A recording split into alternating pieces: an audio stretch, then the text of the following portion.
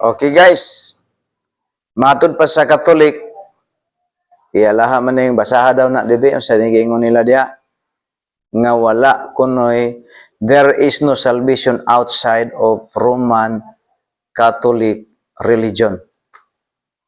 Dire guys, Jesus is the only salvation. So, kini bagsak ni. Di ni tinuod. Nganong mingon makug di ni tinuod, kay tanang membro sa Catholic, until now, kung imo silang pangutan-on, dili man sila siguradong mahilangit. So, bakak ni ilang giingon nga no salvation outside of Catholic religion. Di ako mutawag ani og kanang gitawag nato, di man ko mutawag ani og kanang church. Kay di man ni church, ha? Dili man ni church. Matud pa niya, o sa gingon diha, there is no salvation outside of the Catholic religion. Na? Kay wala may church nga nagtudlo nga makaluwas. Si Jesus Christ nagtukod sa simbahan, wa man sa ingon nga makaluwas ang iyang simbahan gitukod. Si Kristo nagsulti nga siya ang manluluwas. So tama ni nga si Jesus Christ ang manluluwas. Oh, kani wrong ni.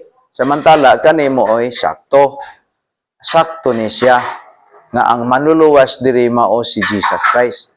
Diri sayop ni. Kay pangutan-a gani ng ilang mga membro karon. Nagsigi og balik-balik sa ilang tigom. Kumplito pa uban niya.